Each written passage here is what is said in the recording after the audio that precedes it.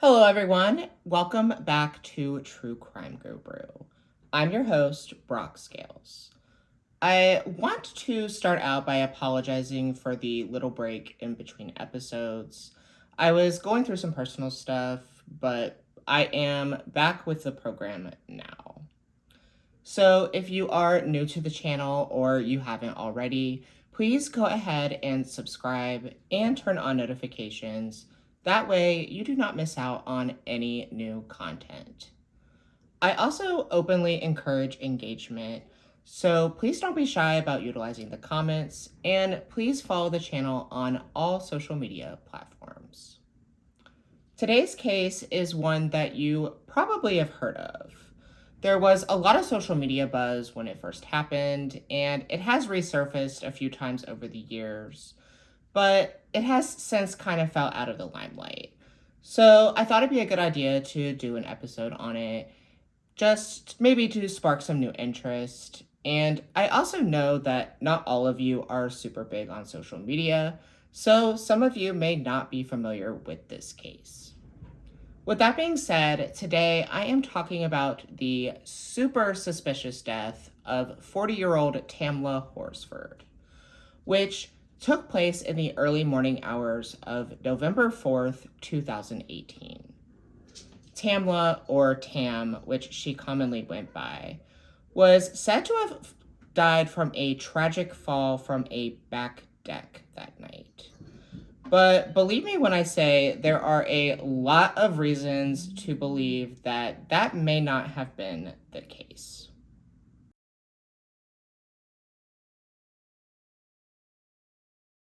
Tamla Horsford was originally from the Caribbean.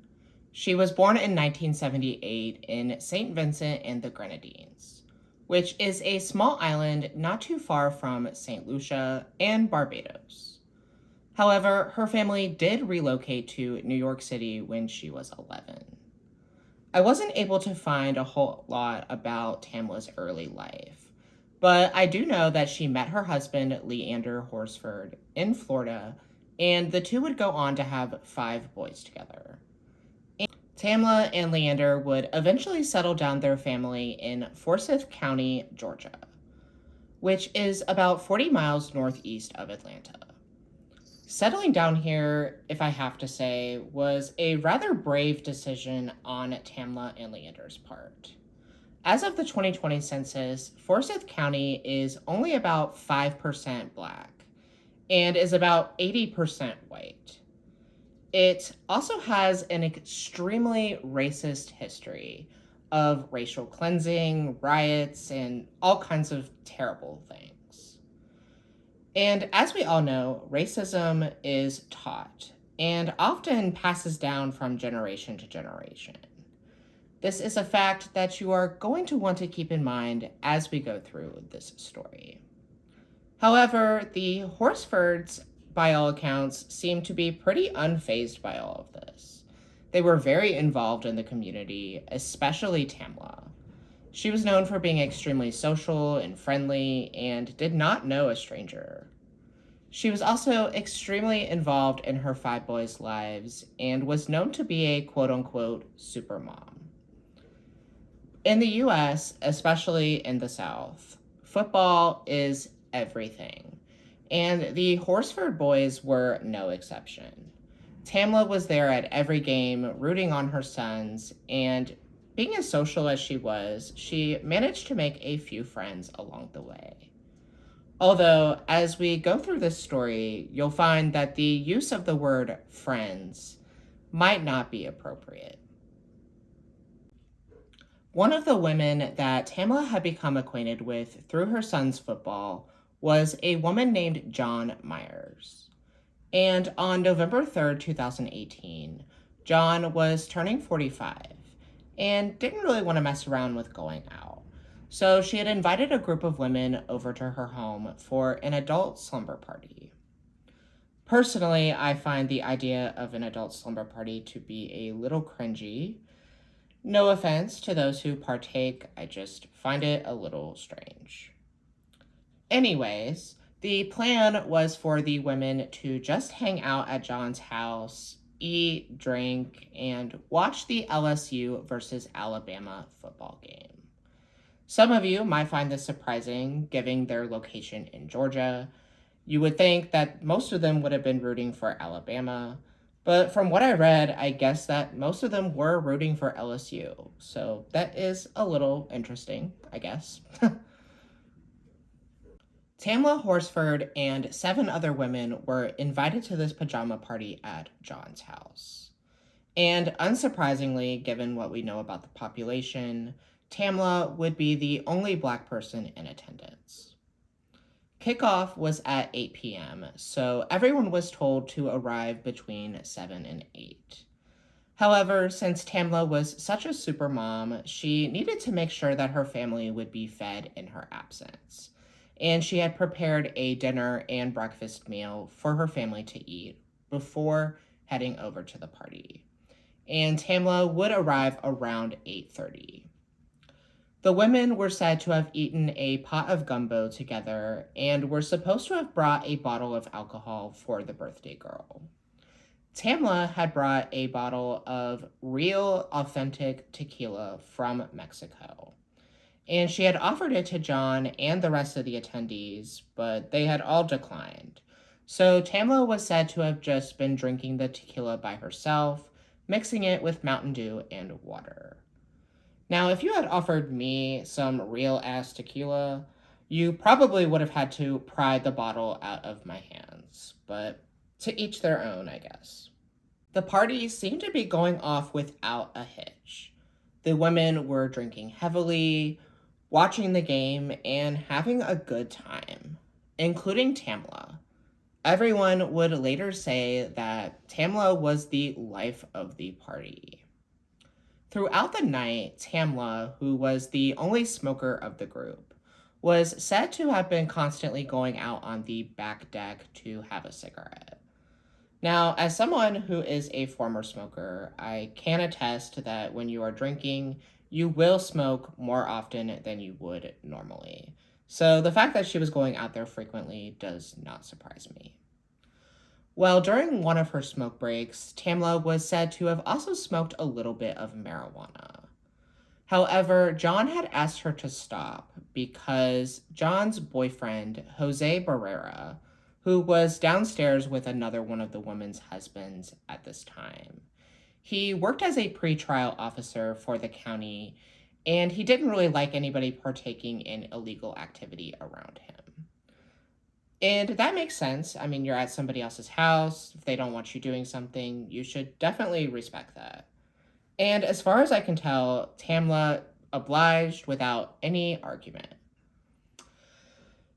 Notably, though, John would later admit that she jokingly called Tamla the female Bob Marley, which is something that you probably shouldn't say to a Black woman who is from the Caribbean. I have to give it to Tamla, though, because that comment alone would have been enough for me to leave, but that's just me.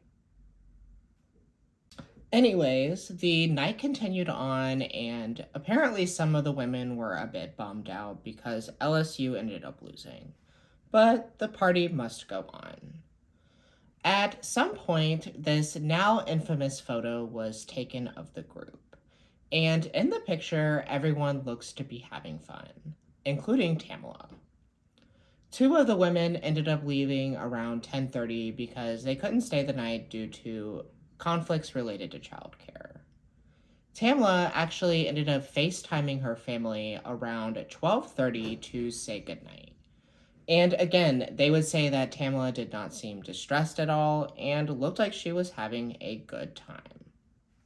Sometime around 1 a.m., the 2 men downstairs would join the remainder of the group for a game of Cards Against Humanity.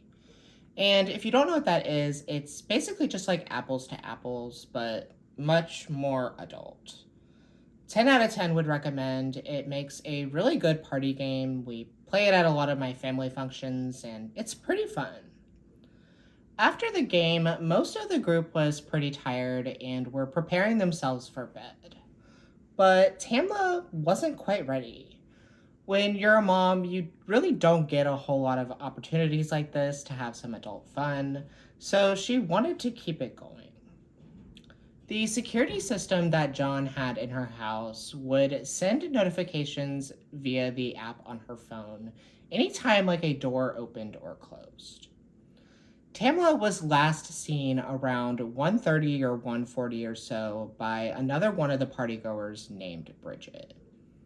There would be several notifications sent to John's phone after this about the back door being opened and closed, with it last opening at 1:57 a.m.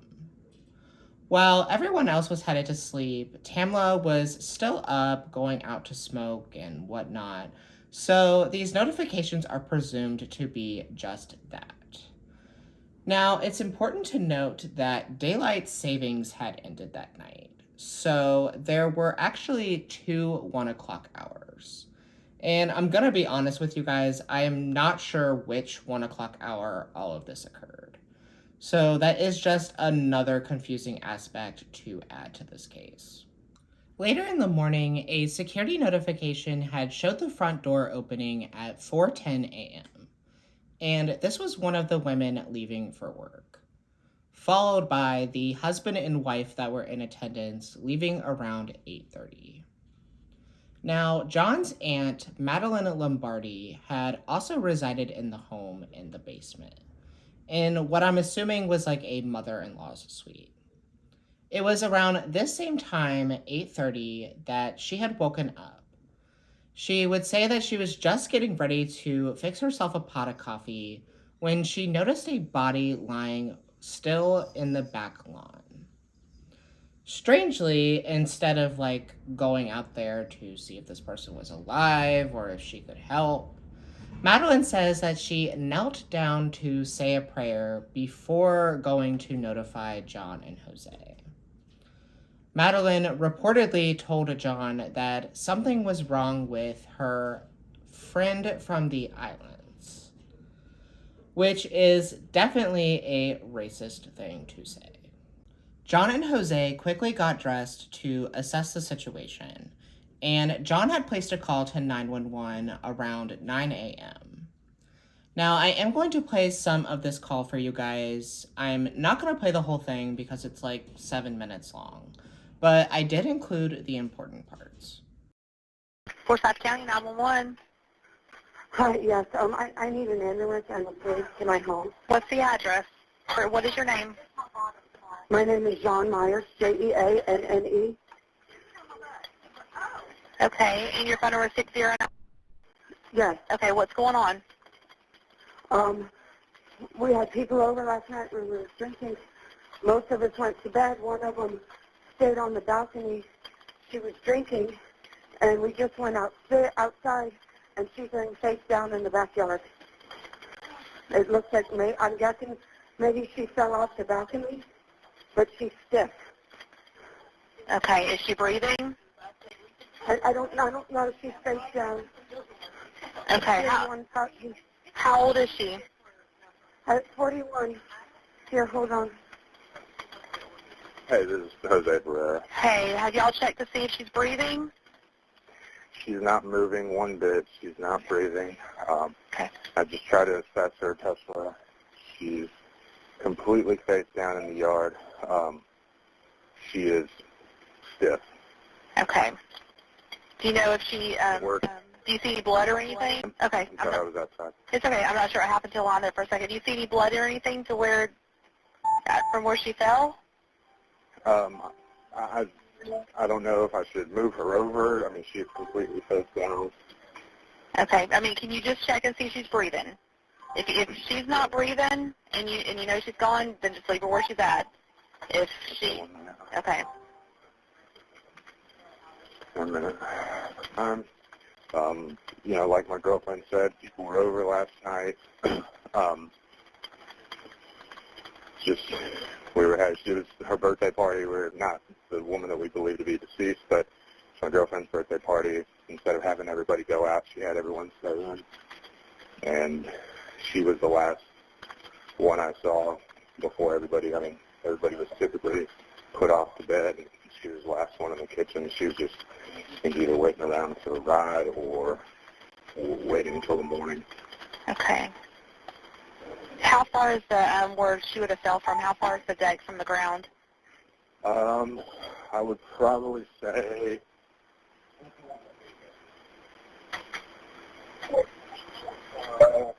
maybe 20 feet. Okay. 20 feet from where your feet would be on the railing. The railing itself is maybe 3.5, 4 feet. So the black female. I don't believe anybody was. My girlfriend has cameras here on the back deck that we can check. Okay. That I think would have caught the incident if she fell from here. Again, I don't know. It's hard to say if she fell from the deck or if she was already downstairs. She was the only smoker here, and I'm sorry. There's a lot of information. I know. Okay. Let me see where everybody is. I have one deputy that's about to pull into your subdivision. So I'll stay on the phone with you just for a minute. Is this going to be around back? Is that the way he needs to go? Right. So when he pulls up to the residence, there will be one car in the street, 4 in the driveway. And does he need to come and go through the house, or does he need to walk around the back? They can go around to the side. I'm going to grab my shoes, and I'll direct them when I get here. Now, some of you guys may know that I am not a huge fan of dissecting 911 calls. However, I have to admit that this one is pretty strange. For starters, both John and Jose sound super calm about waking up and finding a dead body in their backyard. Now, of course, this alone does not indicate any kind of guilt of anything. Their calm demeanor could just simply be the result of pure and genuine shock. Another weird thing was John had suggested pretty early on in the call that Tamla must have fallen from the deck. Now, this of course could just be a simple assumption, but oftentimes suggesting something like this on a 911 call is an indication that something else must have happened and the caller is trying to paint a different picture. I don't know if you guys noticed this, but I found it interesting when Jose came on the phone, he said, "This is Jose Barrera." And he said it in a way like he knew the operator would know who he is. And the operator was even like, hey, like she did know who he was. And this is of course completely possible since Jose did work as a pretrial officer for Forsyth County. There are a lot of variations of this call out there, and I'm gonna be honest, I only listened to the one, and that was the one that I played for you guys. In the variation that I listened to, there was a very long period of silence. And then when the operator came back on, she had asked Jose, quote, "Do you know if she's suicidal at all?" End quote. Which only makes me wonder if during the silence, Jose had possibly suggested the possibility of Tamla committing suicide. Which, just like suggesting an accidental fall early on, can be a little suspicious. Now, there might be a variation out there without the silence, and in hindsight, I probably should have found this out prior to making this video. So if anyone knows if there is, please feel to correct me on this. When law enforcement arrived, it was confirmed that Tamla was in fact deceased. As I've mentioned in other episodes, law enforcement are to treat every death scene like it might be a crime scene until proven otherwise. And on paper, it seems that the Forsyth County Sheriff's Office did this. Investigators with the county's Major Crimes Unit and CSI were present on the scene. The lead detective that was mentioned on all the case files was Forsyth County Sheriff's Deputy Mike Christian. The investigators had recalled all of the partygoers back to the scene to be interviewed. But what was not done was securing the crime scene, which is just about the most basic thing that you can do. A lot of the source material mentions that there were no photos taken at the crime scene.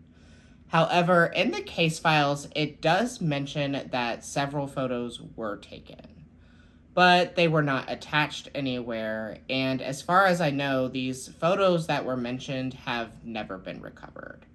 So whether or not there were actually photos taken at the crime scene is unknown to me. Tamla's case has been one of contingency.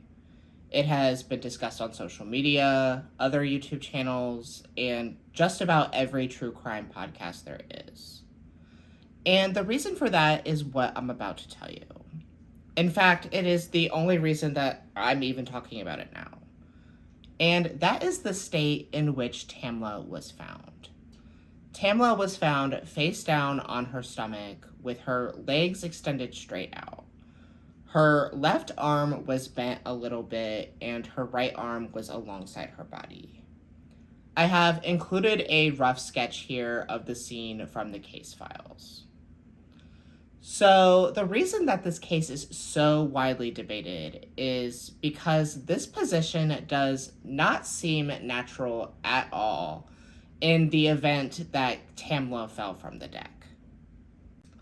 Measurements concluded that the fall from the top of the railing to the ground was estimated to be about 14 feet and 10.5 inches. The railing itself was measured to be about 3 feet and 1 inch.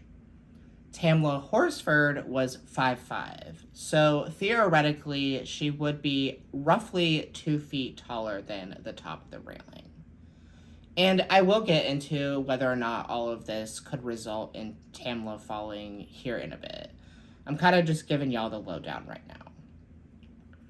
Interestingly enough, there was reportedly very little blood found at the location of Tamla's body, which is another topic of contingency that I will get to here in a bit. Investigators had interviewed all the partygoers, and they had nothing negative to say about Tamla and did not report any fights or any kind of conflict throughout the night. Everyone had also said that Tamla did not seem completely inebriated and was coherent throughout the whole evening. Although it is worth mentioning that the tequila bottle that Tamla was drinking from was only about 1/8 left, so she had drank just about the whole bottle. Tamla Horsford's body was sent to the Georgia Bureau of Investigation for her autopsy to be conducted. When the autopsy report came back, it was determined that Tamla had died from multiple blunt force traumas. The medical examiner had noted several severe injuries to Tamla's head, neck, and torso. There were also multiple superficial abrasions located on Tamla's face. The most notable injuries were Tamla's fractured vertebrae, and her right wrist was dislocated. There was also strangely a laceration to Tamla's heart. When the toxicology report came back, it was determined that Tamla's blood alcohol content was over 3 times the legal limit, at 0.24. THC and a very small amount of Xanax were also found in Tamla's system. On February 20th, 2019, about 2 months after Tamla's death, the Forsyth County Sheriff's Office had closed their investigation and ruled her death as an accidental fall. They claimed they had put in over 300 hours of investigation, including over 30 interviews with witnesses. This determination did not go over well for Tamla's loved ones. They felt that Tamla's death was no accident at all, and further investigation needed to be done. Tamla's main advocate was her best friend, Michelle Graves. She had done extensive work to try and get Tamla's case reopened by the Georgia Bureau of Investigation, or the GBI. The ruling that Tamla had drunkenly fallen over the deck railing was inconceivable to Michelle. She and the rest of Tamla's loved ones say they have never seen her so intoxicated that it would have caused her to behave that way. And if you remember, no one present at John Myers' house said that Tamla was out of it or anything either.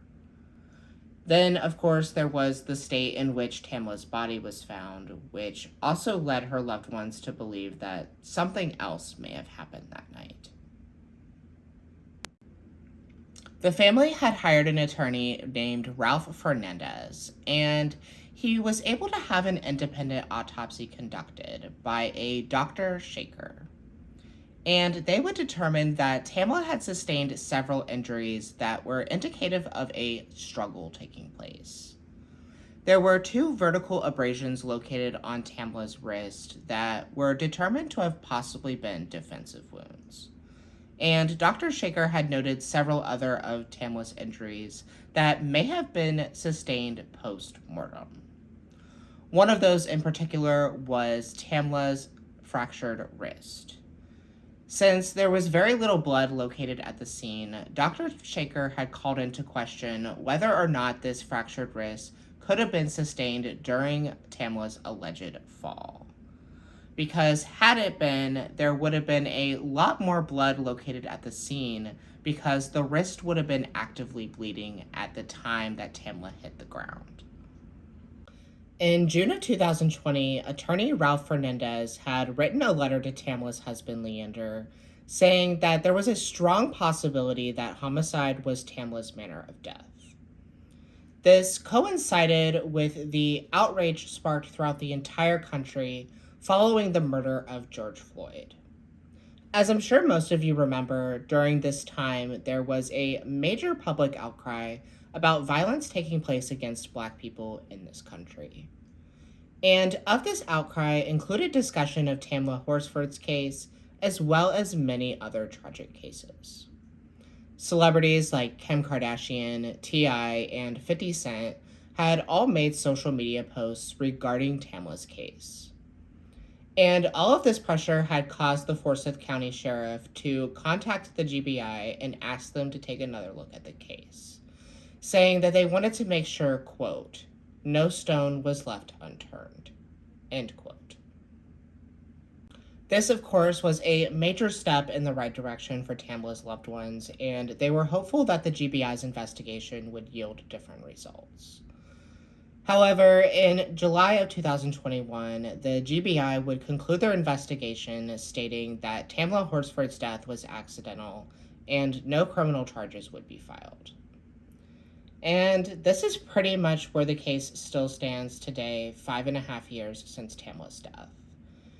As I've mentioned, nearly every true crime podcast and YouTube channel has covered Tamla's case. And her loved ones are still advocating for the FBI to look into the case as well. But no additional investigation has been conducted, leaving a lot of us to still question what actually happened to Tamla Horsford that November night. So let's discuss whether or not the possibility of Tamla actually dying from an accidental fall is plausible. To be honest, the first thing that I thought of is, aren't there like regulations put in place when it comes to building decks and stuff to prevent accidents like this? Well, I looked it up, and in the state of Georgia, according to regulation, deck railings are to be no shorter than 3 feet.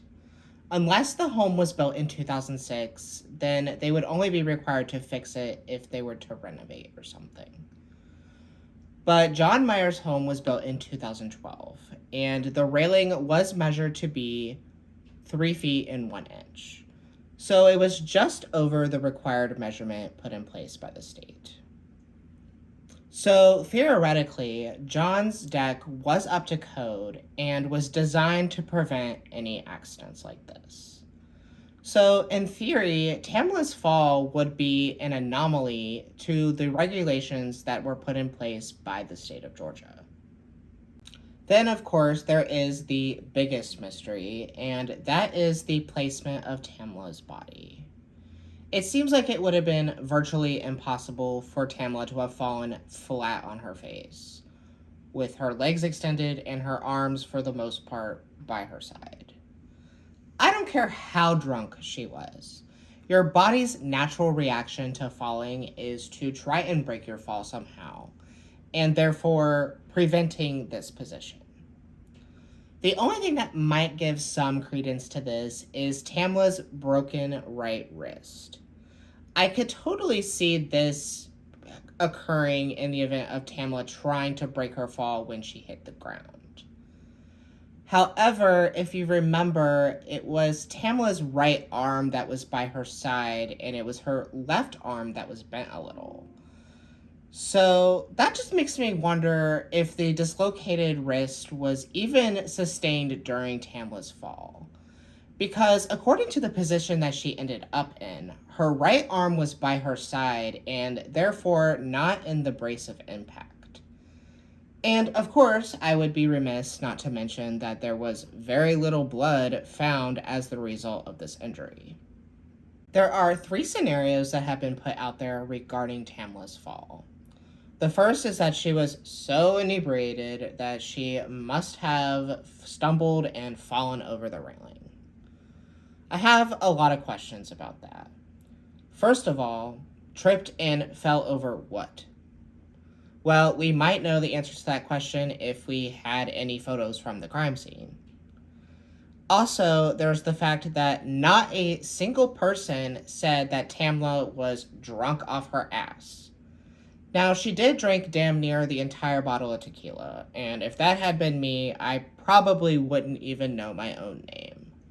But everyone holds their liquor differently, and Tamla does not strike me as the type of person who would have intentionally gotten that drunk, especially around people that she really did not know that well.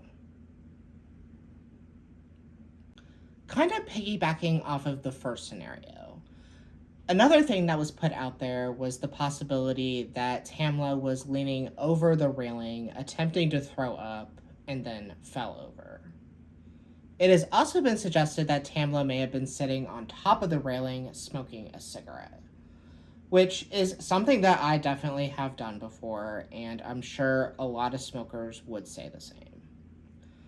Both of these scenarios would explain a fall occurring, but neither of them would explain Tamla falling flat on her face.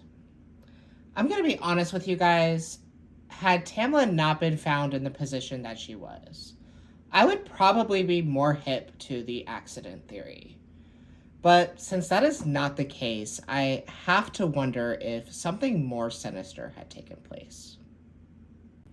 If someone had harmed Tamla Horsford, I guess the biggest question would be why? Everyone at the party said that there were no conflicts, and by all accounts, through pictures and Tamla's FaceTime call to her family, this seems to be true. So what could have possibly taken place for someone to have caused Tamla harm? Well, everyone was drinking heavily, and when people do that, emotions tend to get a little bit more heightened than normal. So I suppose it could be possible that there was a misunderstanding or something that was fueled by alcohol and could have led to Tamla's death. Then, of course, there is the possibility that Tamla's death was racially motivated. As I've mentioned before, this particular part of Georgia does not have the best track record when it comes to race relations. As a white person myself, I have met a lot of racist people. And in my experience, a lot of people are not super blatant about their racism, and a lot of it is very underhanded. However, when these people get around a bunch of other white people, they think that they have the freedom to let their racist flag fly, and it can lead to conflict. I have gotten into several arguments myself with such people. So I believe that it is possible that something like this could have happened that night, ultimately leading to Tamla's death. I mean, we already know that John had made that racist comment about Tamla being the female Bob Marley, and her aunt referred to Tamla as John's friend from the islands. So I do not think it's far-fetched to think that someone could have said something similar, leading to a heated argument and ultimately Tamla dying. There's also a lot of circumstantial evidence of a potential cover-up. I don't know if you guys noticed, but during the 911 call, Jose did mention that there were cameras facing the back deck. Well, apparently the cameras just happened to be out of battery that very night. I don't know if they were out of battery for a significant period of time before or after, but it is a little suspicious that they just happened to not be working. Another thing in that aspect is that last security notification of the back door being opened at 1:57 a.m. and then it was never shown to be closed again. And it has been reported that the back door was still open the following morning. Now, the reason I find this to be suspicious is because if someone had in fact harmed Tamla, then threw her body over the deck to cover it up, they may have intentionally left that door open, because if they had closed it, then it would have been recorded by security and there would be proof that someone else was present during Tamla's supposed fall. But when it comes to the theory of someone staging Tamla's body to look like a fall, I have to wonder why they would have staged her body in such a way that would have caused so much suspicion. I mean, I believe most people would think that if someone fell, they would not have ended up in that position. So you would think if they were staging her body, they probably would have done it in a better way that would have looked a lot more believable. But, then again, criminals are stupid, and that's all I have to say about that. Then there is the 911 call. I will say again that both John and Jose sounded awfully calm about the whole situation.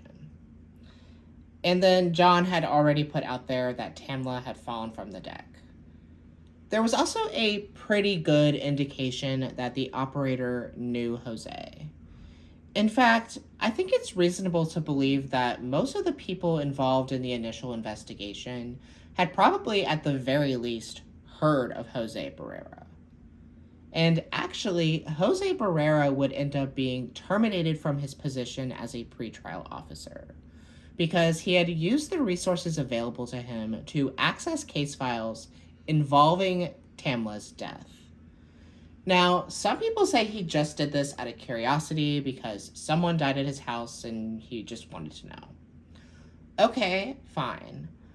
But what bothers me about that is if Tamla really just fell from the deck and it was a tragic accident, then there really isn't anything to be curious about, is there? Also, you're going to risk your entire career in law enforcement because of curiosity. I'm just saying. Overall, this case is a really weird one, and unfortunately, even 5.5 years later, we still have a lot of missing blanks. And a lot of these missing blanks are due to a lack of real investigation from the get-go. It's always disheartening to see information get lost due to errors in investigating. But Tamla Horsford's family are still pushing for the FBI to reopen the case.